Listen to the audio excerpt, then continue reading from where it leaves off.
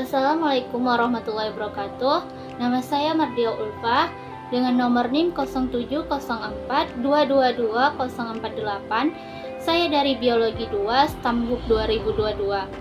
Di sini saya akan menjelaskan sedikit mengenai materi perkuliahan kami, yaitu asam dan basa.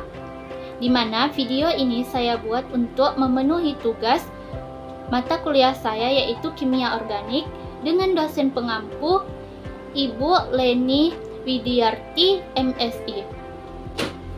Baiklah, selanjutnya saya akan menjelaskan mengenai materi kami, yaitu asam dan basa.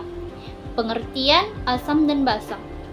Menurut ilmuwan dari Swedia, Svante August Arrhenius, asam adalah zat di dalam air yang dapat terionisasi melepaskan ion hidrogen atau ion hidronium. Sementara basa adalah zat di dalam air yang dapat terionisasi melepaskan ion hidroksida. Selanjutnya, saya akan menjelaskan mengenai pH asam dan basa. Di sini saya akan menjelaskan mengenai pH. pH adalah derajat keasaman atau kebasaan suatu larutan, menyatakan logaritma negatif konsentrasi ion H dengan bilangan pokok 10.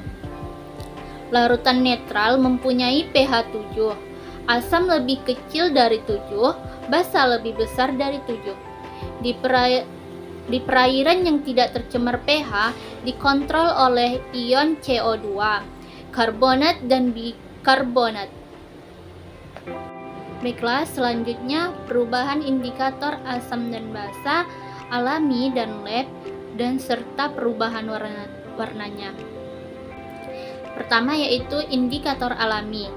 Yang biasa dipakai dalam pengujian asam dan basa adalah tumbuhan yang berwarna mencolok, yaitu seperti umbi-umbian, kulit buah yang berupa bunga-bungaan yang seperti bunga sepatu, bunga hidrangea, kol ungu, kunyit, kembang kertas, dan beberapa jenis tumbuhan lainnya.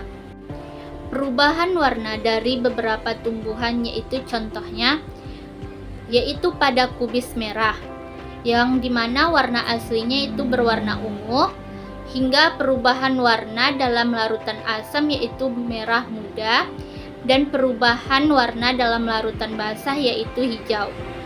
Dan yang kedua contohnya itu bunga kembang sepatu yang warna aslinya yaitu berupa warna merah tua.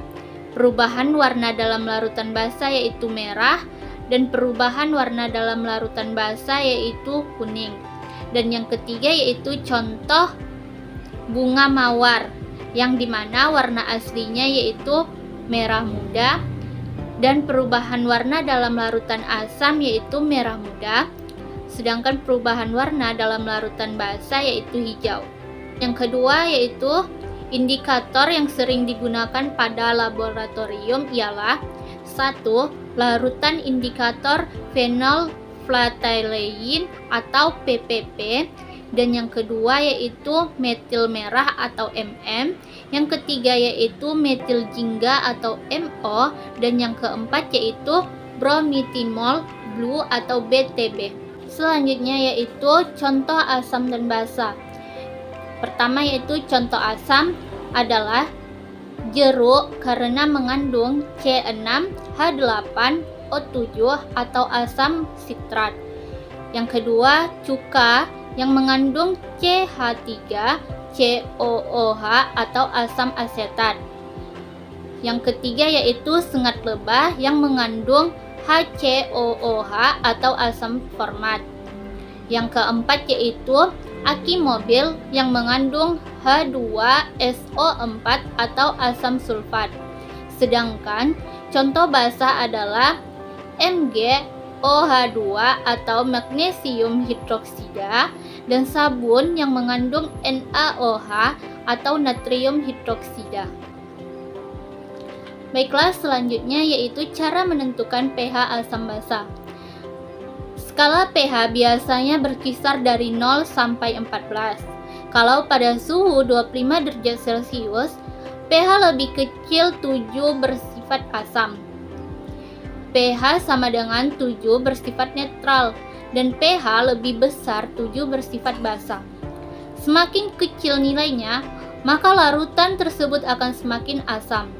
Misalnya antara larutan dengan pH 3 dan 1 akan lebih kuat konsentrasi asam dengan pH 1 daripada 3. Baiklah, selanjutnya akan saya tampilkan rumus cara menentukan pH asam basa dan penyelesaiannya. Sekian dari penjelasan materi saya. Bila ada kata-kata saya yang salah, saya mohon maaf. Wassalamualaikum warahmatullahi wabarakatuh.